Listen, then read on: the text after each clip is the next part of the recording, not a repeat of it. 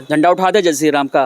देखिए झंडा तो उठाते हैं, पता है कि झंडा उठाने से हमको रोजगार और हमारा रोटी मतलब ये नहीं मिलने वाला नहीं। लेकिन अगर झंडा सुनिए, अगर झंडा उठाइएगा नौकरी का और सड़क पर निकलिएगा, सीधे पुलिस पकड़ेगी और डाल देगी। अगर झंडा उठाइएगा जय श्री राम का तो पुलिस उठाएगी नहीं, पुलिस फूल बरसाएगी। आओ महबूब हमारा वो आया है। ये कहानी हो रहा है हमारे देश में। अगर नौकरी मांगिएगा, रोटी मांगिएगा, जूता चप्पल मिलेगा, जो पटना में देखने को मिल रहा है। अभ्यर्थियों के साथ जानवर जैसा व्यवहार किया जा रहा है। जी हाँ, नमस्कार दोस्तों, देख रहे हैं हम इस वक्त मौजूद है खान सर की कोचिंग के पास और देख रहे हैं बंद है और पूरा इंस्टीट्यूट बंद है। और देखिए क्या खास बात है, क्या हुआ है जो बंद है कोचिंग। सारे बच्चे बाहर में खड़े हैं, कोई कुछ बोल नहीं रहे हैं और इस वक्त पढ़ाई होता था, लेकिन इस वक्त सारे बच्चे बाहर में खड़े हैं। पहले हम चाहेंगे इस तस्वीर को दिखाइए। खान ग्लोबल स्टडीज की सभी ऑफलाइन क्लासेज आज दिनांक 30/1/2024 मंगलवार से लेकर अगली सूचना तक बंद रहेगी। काहे बंद रहेगी भैया? बंद इसलिए रहेगी, रेलवे नौकरी को लेकर यहां पर विरोध प्रदर्शन किया जा रहा था और पटना एसडीएम के द्वारा फरमान निकला कि 5 फरवरी तक कोई भी बच्चा घर से निकला तो तुम लोग को उठा लेंगे और पुलिस थाना ले जाएंगे और रेलेंगे। यही निकला। 144 लागू कर दी गई है, 144 धारा लागू कर दी गई है ताकि कोई भी बच्चा अपना आवाज बुलंद नहीं कर सके। सोचिए ना, मात्र 5600 वैकेंसी आई है और फॉर्म भरा गया है 70 लाख। 70 लाख अभ्यर्थियों ने फॉर्म भरा है और मात्र 5600 सीट आई है। और बड़े मजे की बात पता है क्या है? पटना में मात्र 28 सीट। क्या जी? 28 सीट पटना में है ना? 38 मात्र पटना में आया है 38 सीट। 38 है ना भैया? 38 है। सोचिए 2018 में जब रेलवे की वैकेंसी आई थी उस समय थी 63,000 और आज 2024 है, वैकेंसी है अब मात्र 5600। महंगाई ऐसे छू रहा है आसमान और नौकरी धरती के धरातल में जा रहा है, लेकिन इसकी आवाज़ उठाने वाला कोई नहीं है। ये लोग आवाज़ उठाते हैं तो इन्हें प्रशासन उठा के ले जाती है। क्या क्या समस्या हो रही है आपके साथ? जैसे हम लोग इसके लिए आवाज़ उठाते हैं लोग कि नहीं वैकेंसी बढ़ना चाहिए। मान लीजिए पटना में पढ़ने वाले लाखों स्टूडेंट हैं और मात्र रेलवे में 38 को पोस्ट है पटना में। बताइए हम लोग लाखों आदमी पढ़ते हैं, उम्मीद लेके कि नहीं हमेशा वैकेंसी जो कांग्रेस की सरकार थी चाहे बीजेपी की सरकार थी तो उस समय 5 साल पहले आई थी 68,000 60,000 करके आई थी सीट। उससे पहले लाखों में रेलवे में वैकेंसी आती है। रेलवे में करोड़ों में फॉर्म गिरता है, 1 करोड़ 2 करोड़ फॉर्म गिरता है। आप लोग देखे भी होंगे, इससे पहले भी बहुत मतलब वैकेंसी आई थी, उसमें काफ़ी ज़्यादा फॉर्म गिरी थी। इसमें काफ़ी ज़्यादा पैसा भी लगता है हम लोग फॉर्म भरने के लिए। मान लीजिए 5600 सीट है, इसमें कई लाख 56 लाख 55 लाख फॉर्म गिरता है, उसका भी तो पैसा सरकार के पास जाता है। लेकिन सरकार नौकरी कितना का मिल रहा है? मात्र पटना भर में 38 को सीट। अब फॉर्म कितना? अब बताइए फॉर्म कितना गिरा? 70 लाख। नहीं हमको पता है तो पटना से ही गिरा होगा 10-15 लाख फॉर्म गिर गया होगा। 15 लाख उतना का भाई पैसा गया कहाँ? सरकार ही के पास जा रहा है। एक फॉर्म भरने में 500 रुपया गुना मार के 70 लाख से करोड़ों। ए लिमिट नहीं है ना कि मात्र 10 को लड़का भरेगा, 20 को चाहे और 30 को भरेगा, उसका पैसा मात्र सरकार के पास जाएगा। नहीं, ऐसा है कि इसमें 80 70 लाख 75 लाख 50 लाख इतना लड़का फार्म भरता है। मात्र 38 को 5600 6000 सीट देता है सरकार, उसका 70 लाख 55 लाख 1 करोड़ का पूरा पैसा सरकार ही के पास नहीं जा रहा है। तैयारी कर रहे हैं आप? हम तो बहुत 3 साल 4 साल हो गए तैयारी करते हुए, हमको नौकरी नहीं मिली। भगवान को मानते हैं? हाँ, भगवान को तो मानते हैं। मानते हैं। झंडा उठाते जय श्री राम का? देखिए झंडा तो उठाते हैं भाई। हमको उसको भगवान का जो झंडा है उसको उठाते हैं, उसको हर धर्म को हम सम्मान करते हैं। लेकिन दिल में भी रखते हैं। लेकिन हमको झंडा इतना पता है कि झंडा उठाने से हमको रोजगार और हमारा रोटी मतलब ये नहीं मिलने वाला नहीं। लेकिन अगर झंडा सुनिए, अगर झंडा उठाइएगा नौकरी का और सड़क पर निकलिएगा, सीधे पुलिस पकड़ेगी और डाल देगी। अगर झंडा उठाइएगा जय श्री राम का तो पुलिस उठाएगी नहीं, पुलिस फूल बरसाएगी। आओ महबूब हमारा वो आया है। ये कहानी हो रहा है हमारे देश में। अगर नौकरी मांगिएगा, रोटी मांगिएगा, जूता चप्पल मिलेगा, जो पटना में देखने को मिल रहा है। अभ्यर्थियों के साथ जानवर जैसा व्यवहार किया जा रहा है। ये है काली सच्चाई। जब हम नौकरी मांग रहे हैं रेलवे में, जब रेल मिनिस्टर ने कहा था कि 3 लाख वैकेंसी है, तो 3 लाख वैकेंसी कहाँ गया? कहाँ गए 3 लाख वैकेंसी?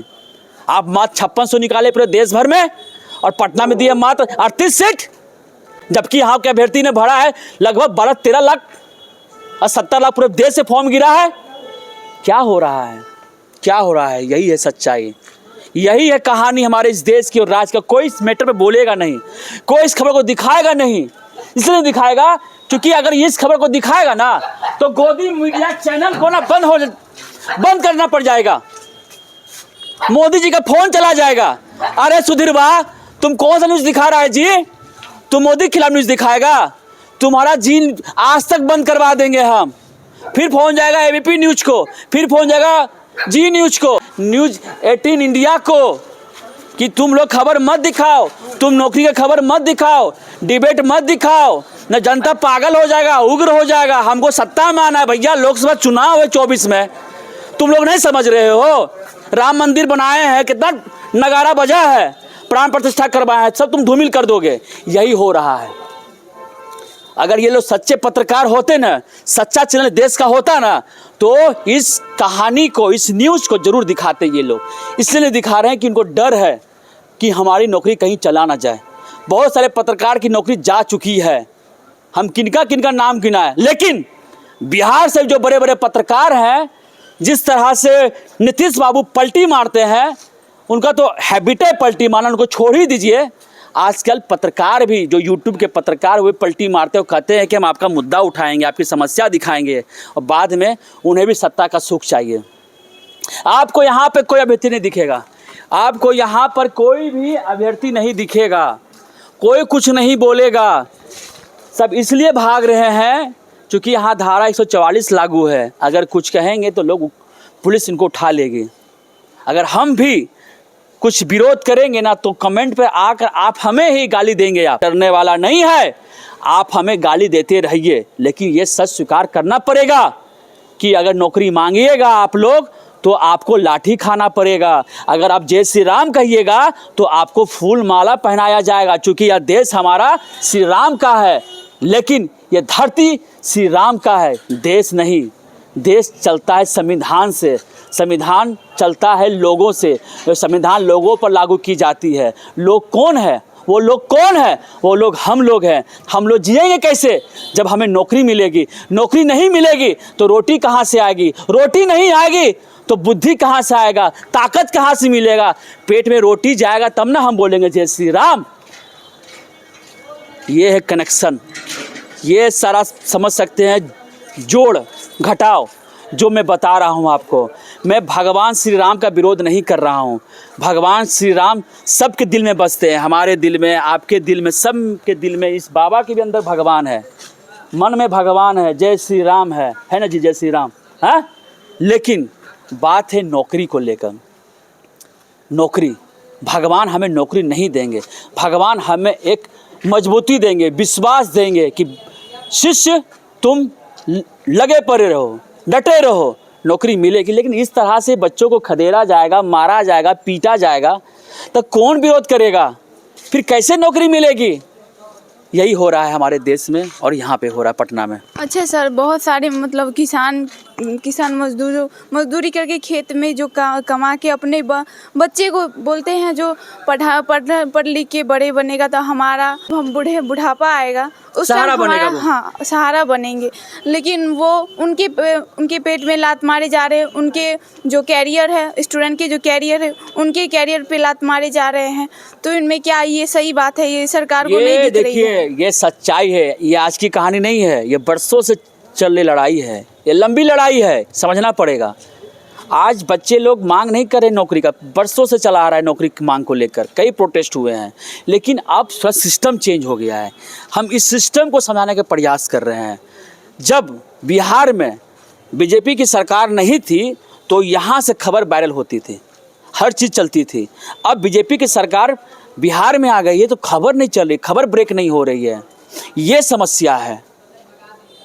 एक बार रेलवे का प्रोटेस्ट हुआ था, पूरा देश जान गया। इस बार फिर हुआ, देश क्यों नहीं जाना?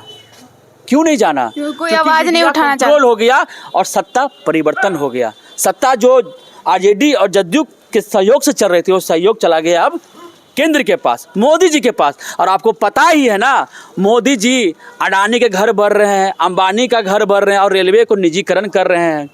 निजीकरण मतलब क्या होता है कि आप प्राइवेट नौकरी कीजिएगा, जब तक शरीर काम कर रहा है, मन चाहेगा कंपनी भगा देगा आपको। कोई सिक्योरिटी नहीं है, कुछ पीएफ नहीं मिलेगा, कोई रिटायरमेंट नहीं मिलेगा, कुछ नहीं मिलेगा। आइए और जाइए, ये सिस्टम प्राइवेट में है और लोगों को प्राइवेट चीज़ अच्छा लगता है, बुलेट ट्रेन अच्छा लगता है, वंदे भारत अच्छा लगता है, लीजिए फैसिलिटी। अगर देश की जनता चाह रही है कि हमें बुलेट ट्रेन चाहिए, हमें वो वंदे भारत चाहिए, तो सरकार तो दे ही रही है ना। लेकिन आज भी रेलवे का स्थिति जाके देख लीजिए, टॉयलेट कितना गंदा रहता है, साफ सफाई नहीं रहता है। कोई भी ट्रेन उठा के देख लीजिएगा, हम दावा करेंगे आपको, अगर 100 ट्रेन चलती होगी ना एक रूट में, तो उसमें 95 ट्रेन में टट्टी भरी होगी। यह है सच्चाई। और अगर टिकट लेना चाहिएगा, यात्रा करना चाहिएगा, सोचिएगा जाना अयोध्या श्री राम भगवान के चरणों में सर झुकाने के लिए, तो टिकट नहीं मिलेगा, वेटिंग दिखाएगा। ये है सिस्टम। जगह ट्रेन में नहीं है। लोग इतना संख्या बढ़ गया देश में, दुनिया में भारत नंबर 1 कंट्री बन गया जनसंख्या के मामले में। चाइना को पीछे छोड़ दिया, रोजगार गर्त में है ना। तो सोच लीजिए क्या स्थिति है। और ट्रेन में स्थिति जान ही रहे हैं आप, ट्रेन की संख्या बढ़नी चाहिए। अगर ट्रेन 100 है तो उसको 200 कीजिए, 200 है तो 2000 कीजिए, क्योंकि लोगों की संख्या बढ़ गई। देखते ट्रेन में लदा के लोग जाते हैं, भीड़ रहती है, जनरल डिब्बा में, स्लीपर डिब्बा में, 3rd AC में।